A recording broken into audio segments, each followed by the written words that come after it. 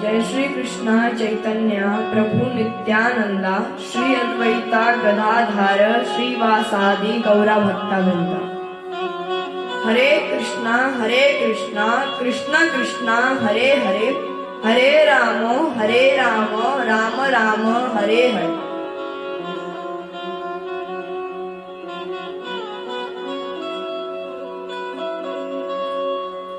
हरे कृष्णा कृष्ण कृष्णा हरे हरे, हरे राम राम राम हरे हरे। कृष्णा कृष्णा हरे हरे, हरे राम राम राम हरे हरे। हरे कृष्णा कृष्णा कृष्णा हरे हरे, हरे राम राम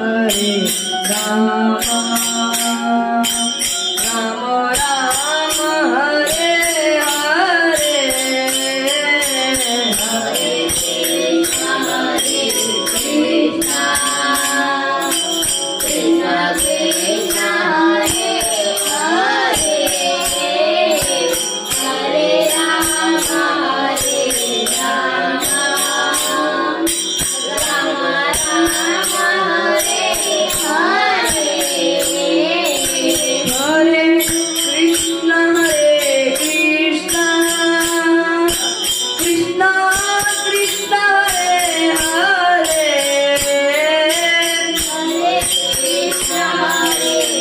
हरे,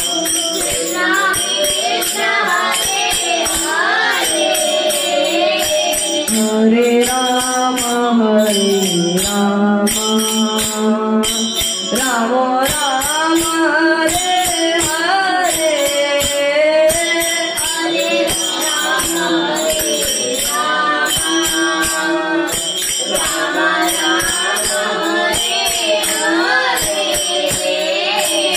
हरे कृष्णा कृष्णा कृष्णा हरे हरे, हरे राम हरे हरे।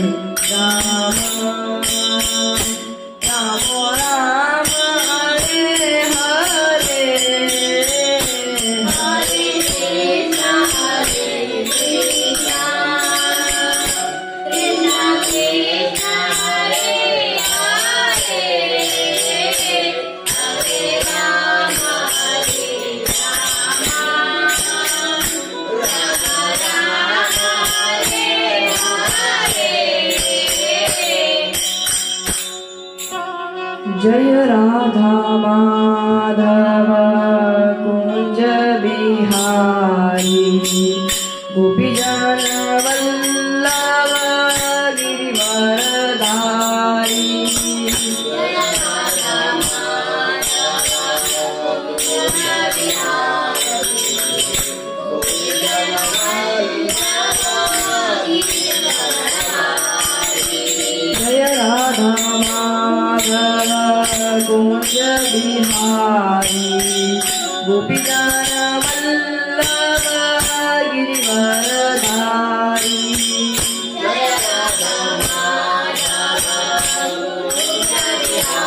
कुंज बिहारी, गोपीजन वल्लभ गिरिवरधारी। जय राधा माधव कुंज बिहारी, गोपीजन वल्लभ गिरिवरधारी।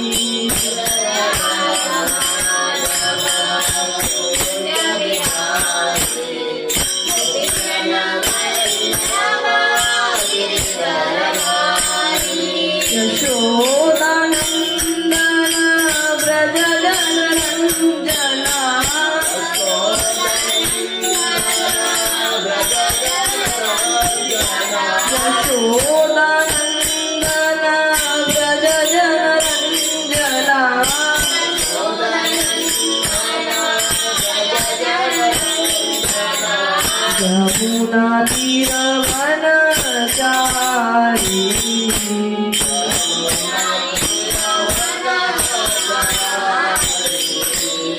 जमुना तीर वनचारी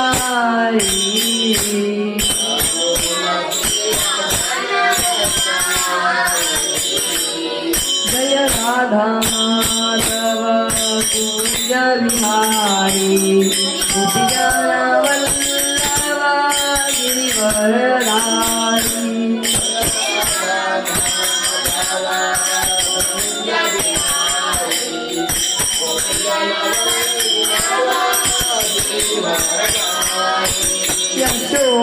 यशोदानंदन ब्रज जनरंजना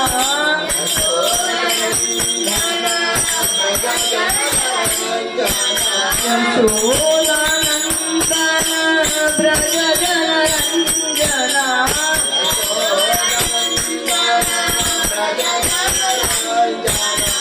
यमुना तीर वनचारी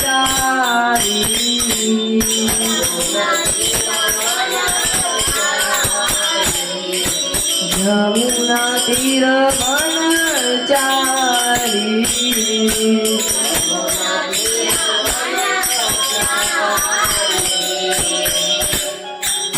हरि बोल। राधे तू मेरी स्वामिनी मैं राधे को दास जन्म जन्म मोह दीजियो श्री वृंदावन वास श्री वृंदावन वास राधे तू बड़े भागिनी कौन तपस्या कीन तीनों लोक के नाथ है सो तेरो आदि सो तेरो आदि।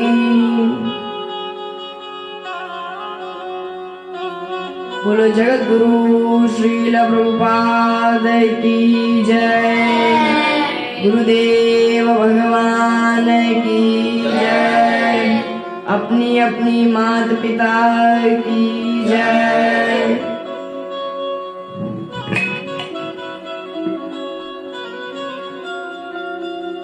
तो हरे कृष्ण भक्तों, तो कैसे आप सभी। आज का शुभ अवसर,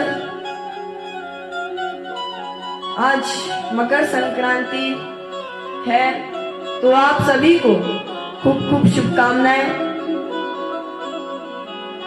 तो आइए कथा श्रवण करते हैं और अंतिम कथा तक बने रहे। आप सभी के भक्तों के चरणों में अरविंद दास का प्रणाम एवं आप सभी को राधे राधे। जय श्रीमन नारायण, जय श्री सीताराम, जय श्री कृष्ण। हरि बोल। तो भक्तों, आज की जो कथा है वो बड़ी आश्चर्य कर देने वाली कथा है, क्योंकि इसमें जो क्वेश्चन है उस क्वेश्चन का आंसर मैं आज देने हूं। सो जो इंग्लिश में सुनना चाहते हैं, जो कि क्वेश्चन को इंग्लिश में या हिंदी में सुनना चाहते हैं, उनको भी मैं बताऊंगा। So why do you celebrate the Makar Sankranti? Who knows that? और हम मकर संक्रांति को क्यों मनाते हैं? अगर आप जानते हैं तो अच्छी बात है, मगर आप नहीं जानते तो मैं आपको बताने का प्रयास करूंगा। अगर आप समझेंगे तो अच्छी बात है, और अगर आप समझ गए तो फिर प्लीज लाइक एंड सब्सक्राइब करना। तो चलिए मैं बताता हूँ, समझाता हूँ आपको कि कैसे मकर संक्रांति शुभ माना गया और कैसे वो हम सेलिब्रेट करते हैं, कैसे हम उसको मनाते हैं। तो भक्तों, ये जो मकर संक्रांति है, ये ना तो सनातन धर्मों का है और ना ही पाश्चात्य देशों का, यानी दूसरे कंट्रियों का। ये एक्चुअली में स्वर्ग में रहने वाले स्वर्गवासी जो स्वर्ग में रहते हैं, उनके लिए ये नया दिन, नया साल के रूप में,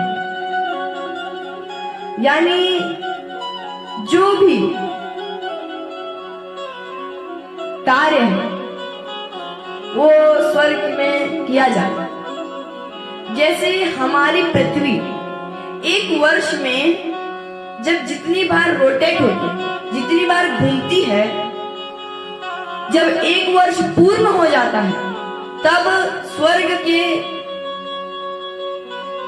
उधर एक दिन होता है। अब मैं आपसे पूछूं कि आपने कितनी मकर संक्रांति मनाई है बचपन से, तो आप बता पाएंगे क्या? नहीं बता पाएंगे, है ना? तो इसी प्रकार मकर संक्रांति को दूसरा नाम दिया गया था शौर्य। अब जो ये शौर्य है, इसको दूसरा नाम दिया गया था मकर संक्रांति के बगैर। मगर जब आगे चलते चलते गए, इस बार जब मकर संक्रांति मनाई गई, यानी उस दिन स्वर्गवासियों का हैप्पी न्यू ईयर हुआ, तो हम लोग भी स्वर्ग देवी देवताओं को हैप्पी न्यू ईयर कह देते हैं,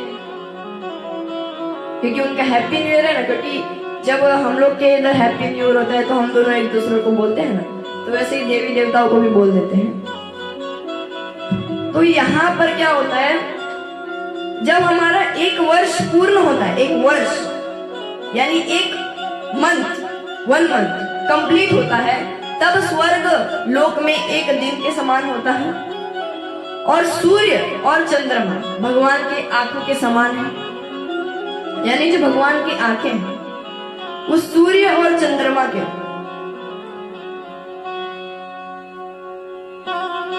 अब आगे चलकर मकर संक्रांति का नाम उत्तरायण भी हुआ। पहले शौर्य मास था, अभी उत्तरायण है। अब उत्तरायण के बारे में स्वयं श्री कृष्ण ने लिखा है, यानी उत्तरायण क्या है? मकर संक्रांति। और मकर संक्रांति के बारे में स्वयं श्री कृष्ण ने कहा है, तो यानी कुछ इंपॉर्टेंट बात है। तो चलिए उनको जानते हैं। जो उत्तरायण के दिन, यानी जो भक्त है, उस दिन भक्त विद होता है, यानी आज के दिन भक्त विद है। यानी एक तरफ से समझ लीजिए कि आज भक्तों का भी दिन है, और दूसरा आज संडे, सन डे, यानी जो सन है उसका आज दिन, सूर्य का दिन है आज।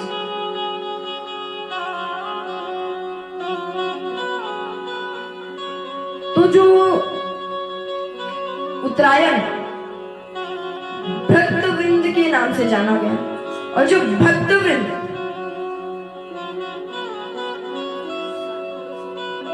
और जो भक्तवृंद यानी जो भक्ति के मार्ग में चलते हैं, जैसे कि हम लोग अभी भक्ति के मार्ग में चल रहे हैं, उसे भक्तवृंद। तो भक्तवृंद जब इस प्रकार मकर संक्रांति के दिन अगर हम करें, तो हमें ब्रह्मा को पाने की क्षमता मिलती। मकर संक्रांति के दिन अगर हम भक्ति के मार्ग में थोड़ा आगे स्टेप बढ़ाए, तो हम ब्रह्मा को पाने की क्षमता रखते। और जब हम ब्रह्मा को पालेंगे, तब ब्रह्मा की भक्ति से भगवान को पालेंगे। तो इसी प्रकार ब्रह्मविद यानी ब्रह्मा के को पाने की शक्ति। और जो ब्रह्मविद बड़ी अद्भुत चीज है। और अब उत्तरायण के बारे में आप गिनते जाए। पहला क्या था? देवी देवताओं का हैप्पी न्यू ईयर। दूसरा आ गया भक्त वृंद। अब तीसरा संत जन, महासंत जन। जो पहले के संत जन थे, जैसे कि भीष्म पितामह जी को पकड़ लीजिए। भीष्म पितामह जी पहले अपने जो मृत्यु को कंट्रोल कर लेते। अब वो कैसे कंट्रोल कर लेते थे? हमारे फोल्डर में, यानी हमारे नसीब में, जो नसीब कहते हैं, हमारे फोल्डर में लिख के आता है कि इतने श्वास तक हम लोग जीवित रहेंगे। और इतना श्वास खत्म होते, एकदम एग्जैक्ट लिखा हुआ रहता है, इतने श्वास खत्म होते ही हम लोग का अच्युतम केशवम हो जाए।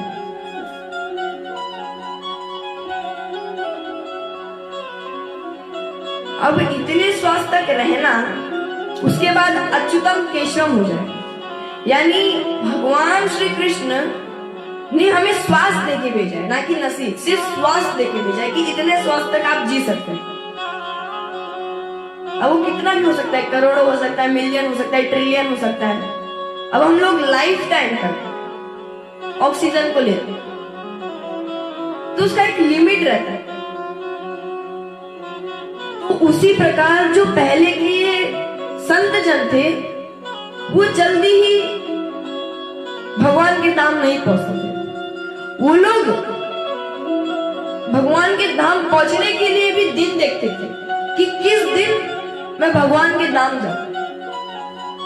और वो दिन मकर संक्रांति, उत्तरायण का दिन था। क्योंकि जो संत जन थे ना, वो अनुलोम विलोम कर अपने श्वास को कितनी भी समय तक रोक सकते। अब जब लिख के आए कि इतने श्वास तक रुकना है, अब इतना श्वास लिया नहीं तो हमें तो यहीं पर रहना पड़ेगा। तो संत जन ने क्या किया, उसका एक्स्ट्रा ऑर्डिनरी दिमाग लगाया, श्वास को रोकने की प्रैक्टिस। और जब प्रैक्टिस हो गई तो वो कितने देर तक भी श्वास रोक सकते। यानी पहले के संत जन भी बड़े महान थे। वो किसी भी चीज का सॉल्यूशन तुरंत निकाल लेते। मगर आजकल के व्यक्ति जंक फूड खा कर कुछ ज्यादा सोच नहीं पाते। नाम ही जंक फूड है। जंक फूड, जंक का अर्थ है जो लगा होता है। अगर बाइक नहीं चलाए तो थोड़ा जंक की तरह लग जाता है, थोड़ी मिट्टीपन लग जाता है, तो फिर क्या होता है, वो अच्छे से चल नहीं पाता। ठीक उसी प्रकार हम लोग जंक फूड खाते हैं तो हमारा दिमाग में जो जंक रहता है वो फंस जाता है। फिर हमारा दिमाग नहीं चलता, हमारी बुद्धि नहीं चलता। हमारी बुद्धि थोड़ी देर चलती है फिर अटक जाती है, थोड़ी देर चलती है फिर अटक जाती है। तो वह इसलिए होता है क्योंकि हम क्या खाते हैं, जंक फूड खाते हैं। तो जंक फूड नहीं खाना चाहिए, हेल्दी फूड खाना चाहिए।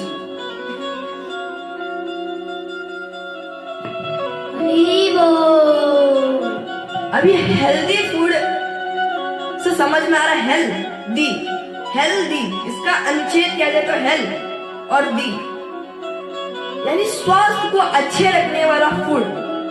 और जंक फूड यानी जंक लगा हुआ फूड। तो इसीलिए जंक फूड नहीं खाना चाहिए, हेल्दी फूड खाना चाहिए।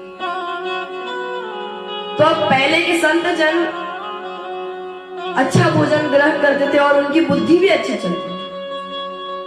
तो उन्होंने क्या किया, इसका एक सॉल्यूशन निकाला। और वो सोचते थे कि मैं कब अपनी श्वास को रोकूं। और वो उस समय रोकते थे जिस समय मकर संक्रांति। अब यहाँ पर 4 प्रकार की संक्रांति होती है। कौन सी संक्रांति? मेष संक्रांति, कर्क संक्रांति और पंचम संक्रांति, मामी संक्रांति। अब ये संक्रांति में से श्रेष्ठ मकर संक्रांति। और ये मकर संक्रांति इसलिए श्रेष्ठ है क्योंकि इसका वर्णन स्वयं श्री कृष्ण ने।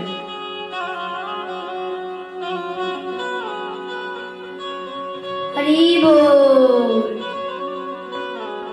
अच्छा, अभी आप सोच रहे होंगे मकर और संक्रांति, तो संक्रांति का मतलब क्या हो सकता है?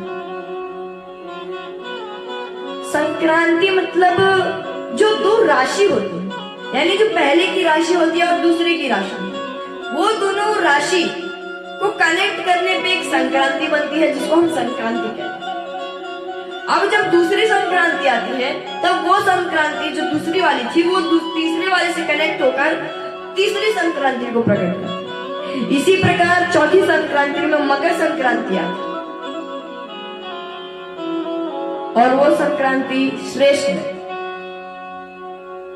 और इनका 3 नाम था, मैंने अभी बताया था, शौर्य मास और मकर संक्रांति और उत्तरायण। ये तीनों नाम उनके ही है, मकर संक्रांति के। अच्छा, अब हम मकर संक्रांति के लिए तिल गुड़ खाते हैं, पतंगे उड़ाते हैं, तो इसके पीछे का रीजन क्या है? पहले जान लेते हैं कि जो तिल गुड़ है वो किसके लिए खाते हैं। हम लोग अभी दिसंबर में विंटर सीजन चलता है, ठंडी का मौसम है, और जब हमारी बॉडी ज्यादा से ज्यादा कुछ चीज को ग्रहण कर लेती है, तब उसको हैबिट हो जाती है। यानी अगर आप डेली सुबह उठ रहे हैं या डेली कोई कार्य कर रहे हैं, तो उसकी आपको हैबिट हो जाती है। यानी आप अगर कोई चीज फास्ट टाइपिंग कर रहे हैं, तो आपको अभी हैबिट हो चुकी है। पहले आप फास्ट टाइपिंग नहीं कर पाते, मगर धीरे धीरे चलाते चलाते आपको फास्ट टाइपिंग करना आ गया। ठीक उसी प्रकार हमारी बॉडी कोई भी कार्य करे तो हमारी इंद्रियां उसको एब्जॉर्ब कर लेती और समझ जाती है कि इस समय क्या करना, क्योंकि इतने सालों से उसने यही कार्य किया अपने बॉडी से, तो हमें अभी वही करना है। अगर कोई व्यक्ति बहुत सालों से कंप्यूटर चला रहा है, ठीक है, बचपन से, अब एक बार उसके आंखों में पट्टी लगा दीजिए, और अगर उससे कहा जाए कि तुम इसको टाइप कर बिना देखे, तो फटाफट टाइप कर, क्योंकि उसको पता है कि कौन सा वर्ड किस दिशा में है, कौन सा की किस दिशा में है और कौन सा वर्ड किस दिशा में, तो वो उस की को दबाकर बिना देखे भी वो सही करता है। तो ठीक उसी प्रकार हमारी जो बॉडी है, वो किसी भी सीजन में ज्यादा देर तक रहने के कारण उसको एब्जॉर्ब करना। अब जब एब्जॉर्ब कर लेती है, तब इसको खत्म करने के लिए कोई कारण चाहिए। अब वो कारण बनाने के लिए तिल का इस्तेमाल किया। हमारी बॉडी में अभी ठंडा मौसम चल रहा है, तो एक लो टेम्परेचर है, मगर इसको थोड़ा हाई करने के लिए तिल का यूज किया जाता है, क्योंकि तिल साइंटिफिकली हीट से, तिल थोड़ा गर्म चीज, यानी वो थोड़ा हीटिंग सराउंडिंग है, तो उसको जो तिल है उसके अंदर एक गर्माहट है, तो उसको ग्रहण करने से हमारी जो बॉडी है, जो इतने दिन से कोल्ड थी, वो थोड़ी हॉट हो जाती है, यानी थोड़ी मीडियम पे आ जाती है और थोड़ी वर्किंग कंडीशन। तो तिल तो एक माध्यम है खाने के लिए, मगर उसके पीछे जो रीजन है वो ये है, हमारी बॉडी बहुत ही ज्यादा अट्रैक्टिव है, हमारी बॉडी बहुत ही ज्यादा स्मार्ट है, वो कोई भी चीज को जल्दी ही जल्दी अपने अंदर स्वीकार करना, चाहे वो कोई भी चीज हो। अगर उसे हम थोड़ा और अंदर ग्रहण करके देखें, तो हमारी बॉडी एआई से भी ज्यादा फास्ट, आजकल जो एआई निकली है उससे भी ज्यादा फास्ट हमारी बॉडी। तो हमारी बॉडी कोई सामान्य खिलौना नहीं है, इसको इस्तेमाल करना एक चैलेंजिंग, डिफिकल्ट। तो इसीलिए तिल गुड़ एक माध्यम है ताकि हमारे बॉडी के अंदर हीट बने और जो कोल्ड था वो दूर हो सके। अब आते हैं पतंग क्यों उड़ाते। तो मेरा कहना है कि पतंग उड़ाना चाहिए, अब क्यों उड़ाना चाहिए? इसके पीछे भी एक है। अब हम लोग पतंग उड़ाते हैं इंजॉयमेंट के लिए, बोलते पतंग उड़ाते, चलो चलो ढील दो ढील दो ढील दो, करते हैं ना, सब लोग करते हैं, बच्चे हो या बड़े हो, कोई भी करते हैं। तो अब सिर्फ पतंग उड़ाने से मतलब नहीं है, पतंग क्यों उड़ाते उससे मतलब रखना चाहिए। क्योंकि जब पतंग उड़ाते हैं तो उसके बारे में जानना भी चाहिए, क्योंकि हमारे जो पूर्वज वो कुछ ना कुछ सोच समझ कर ये सब करते। अब इसके पीछे एक और एक रीजन था कि जब मकर संक्रांति आ गया तब जो सन होता है वो बहुत ही ज्यादा चमकता है उस दिन। अभी मैंने कहा सूरज का दिन यानी सन और डे। तो जब सूरज ज्यादा चमकता है, एग्जाम्पल के तौर से अगर आपका बर्थडे है तो आप उस दिन ज्यादा खिलेंगे, आप उस दिन ज्यादा हंसी के मूड में रहेंगे, आप एकदम खुश रहेंगे। ठीक उसी प्रकार जब सूर्य का दिन हो तो सूर्य तो खिलेगा, तो सूर्य जब खिलता है तब अगर हम पतंग उड़ाते हैं और जब पतंग उड़ाते तो हमारी नजर ऊपर रहती है, और जब ऊपर रहती है तब गलती से अगर पतंग सन की तरफ चले जाए तब भी हम पतंग को देखते हैं, और जब पतंग को देखते हैं तब सन का भी दर्शन हो जाता है, और जब सन का दर्शन होता है तब उसके पीछे एक रीजन क्या है, जब हम सन को देखेंगे एकदम ब्राइट एकदम खिला हुआ सन को देखेंगे ना, तब हमारी आंखें की जो रोशनी है वो बढ़ जाएगी, हमारी आंखें थोड़ी ज्यादा अट्रैक्टिव है। आजकल तो एआई के मदद से सबको ग्लासेस लग रहे हैं, मुझे भी लगा है, मगर सन को देखने से आंखों की जो तेजें हैं वो बढ़ती हैं, और उनकी जो किरणें हैं अगर हमारे आंखों में जाए तो बहुत अच्छा फलदायक है। तो इसीलिए हम पतंग उड़ाते हैं, तिलगुड़ खाते हैं उस दिन।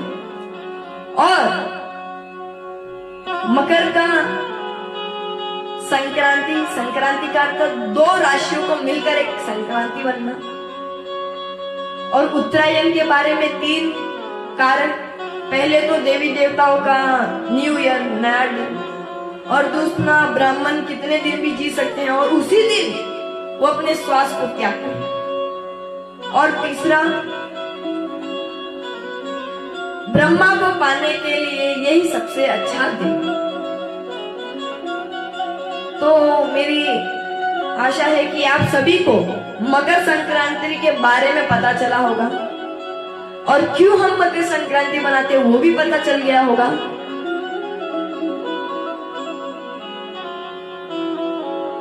तो अगर आपको समझ में आया तो अच्छी बात है, मैंने अपनी तरफ से पूरी प्रयास की, पूरा जोर लगाया आपको समझाने के लिए। तो अगर आपको ये वीडियो अच्छा लगा हो तो please do like and subscribe. Thank you for watching this video. Hare Krishna.